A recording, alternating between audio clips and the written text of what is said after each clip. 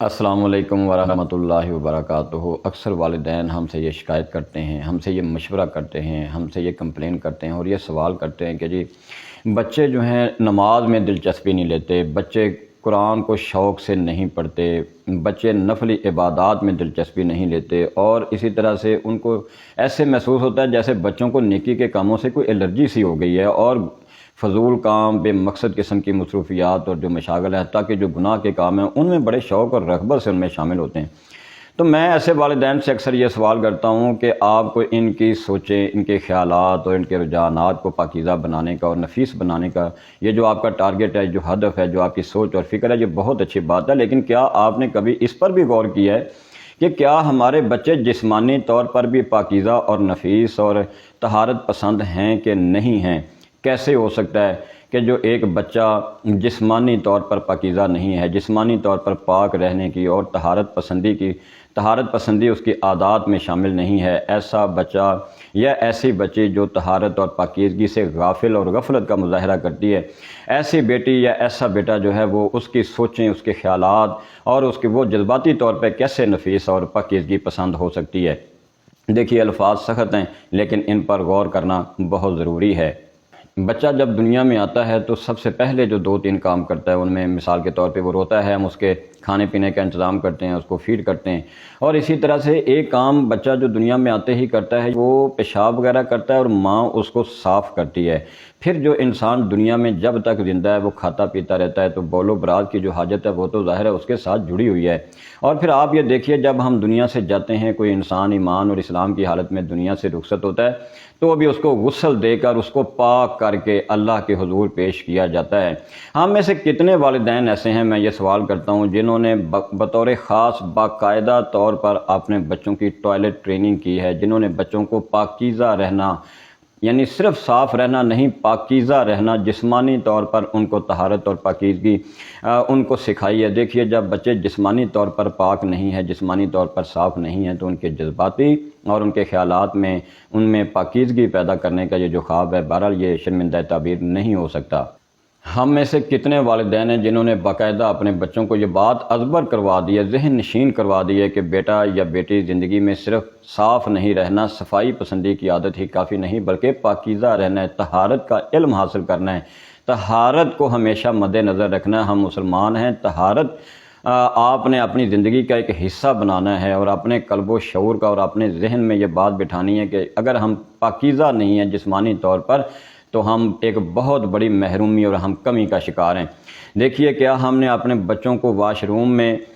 جانے اور فراغت کی باقاعدہ ان کو کبھی ٹریننگ کروائی ہے؟ ہم نے کبھی ان کی تربیت کی ہے؟ اسی طرح سے واش روم میں جا کے بول و براز سے جب وہ فارغ ہوتے ہیں تو کس ہاتھ سے کیا کرنا ہے، کیسے ہم نے فراغت کرنی ہے، پانی کا استعمال ہم نے کیسے کرنا ہے، ہم نے جب واش روم میں جانا ہے تو ہم نے کون سی دعا پڑھنی ہے، جب ہم نے نکلنا ہے تو کون سی دعا پڑھنی ہے۔ رسول اللہ صلی اللہ علیہ وسلم نے فرمایا، وہ غور کیجئے کیسے آپ کے جامع الفاظ ہیں۔ آپ نے فرمایا کہ جب آپ واش روم میں بچے جائیں، جب ہم واش روم میں جائیں تو کیا پڑھیں؟ اللہم انی اعوذ بک من الخبث والخبائث۔ کیا ہم نے اپنے بچوں کو یہ بات ازبر کروا دی، ذہن نشین کروا دی کہ یہ واش روم، یہ بیت الخلاء، یہ ٹوائلٹس، یہ صرف جنوں اور شیطانوں کے رہنے کی جگہ نہیں ہیں، بلکہ خبیث غلیظ ترین جنوں اور شیطان، مردوں اور عورتوں کے، یعنی میل اور فیمیل جو جن اور شیطان جو خبیث ترین اور غلیظ ترین ہے، یہ ان کے رہنے کی جگہ ہیں، یہ ان کے مسکن ہیں۔ بیٹا وہاں پہ جانا ہے آپ نے تو کس طریقے سے آپ نے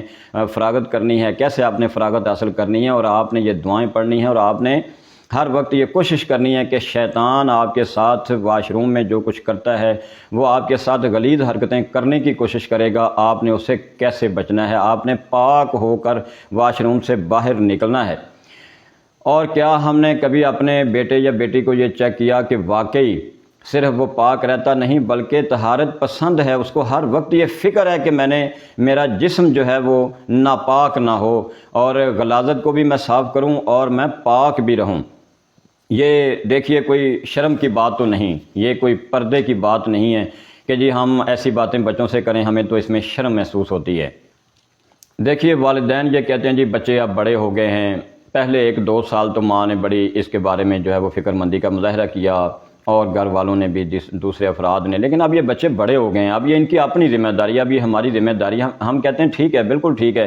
آپ کی ذمہ داری تب ختم ہو جاتی ہے یا کم ہو جاتی ہے اگر آپ نے واقعی بچپن میں آپ نے ان کو اس کے بارے میں بہت کانشیس آپ نے بنا دیا تھا اور آپ نے فکر مند بنا دیا تھا، آپ نے صحیح ان کی تربیت کر دی تھی، آپ نے چیک کر لیا تھا کہ اب میرے بیٹے اور بیٹی کو پاکیزگی اور اس کو پاک رہنا اور اس کو طہارت کے جو تمام اصول ہیں، جو قواعد ہیں، وہ اب اس کو آ گئے ہیں اور اس پر یہ واقعی عمل کر رہا ہے، آپ نے یقین کر لیا تو پھر تو ٹھیک ہے کہ اب یہ بڑے ہو گئے اور ابھی آپ ان کو چیک نہ کریں۔ لیکن ہم یہ کہتے ہیں کہ بچے بڑے ہو جائیں، ماں کو ان کے کھانے کی تو پھر بھی فکر رہتی ہے، بچے بڑے ہو گئے اور ماں باپ کو ان کے کپڑوں اور جوتوں کے میچنگ کی تو فکر پھر بھی رہتی ہے، تو یہ طہارت اور پاکیزگی سے اتنی غفلت کیوں ہے؟ اور طہارت اور پاکیزگی کی ذمہ داری اب صرف بچوں کی ہے اور وہ والدین کی ذمہ داری نہیں رہی، اس پر بھی ہمیں ضرور نظر ثانی کرنی چاہیے۔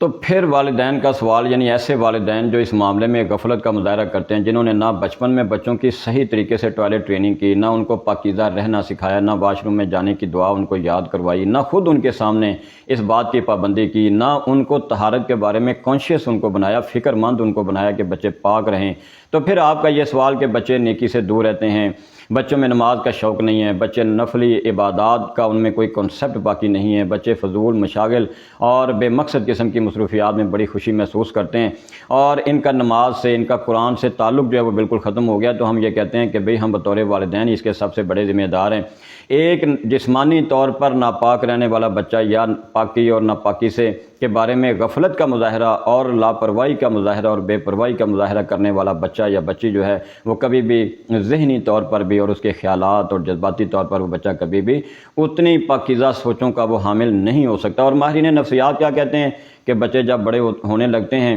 تو ان میں جنسیت کے جو غلط رجحانات ان میں پروان چڑھتے ہیں، اور اسی طرح سے اعضائے مخصوصہ کے متعلق بچے جو اپنی شرمگاہوں کے بارے میں، اپنے اعضائے مخصوصہ کے متعلق جو غلط ان کے رجحانات جو پروان چڑھتے ہیں، ان میں اس کی ایک بہت بڑی وجہ بچپن میں ان کی درست ٹوائلٹ ٹریننگ کا نہ ہونا ہے، تربیت کا نہ ہونا ہے۔ تو یاد رکھیے جی، اگر ہم نے اپنے بچے کی ٹوائلٹ ٹریننگ نہیں کی، ہم نے اس کو پاکیزگی اور ناپاکی کا تصور نہیں دیا، ہم نے چیک نہیں کیا، ہم نے باقاعدہ اس کے بارے میں ان کو فکر مند نہیں بنایا اور ہم نے اس بات کی یقین دہانی نہیں کی کہ ہاں میرا بیٹا یا میری بیٹی جو ہے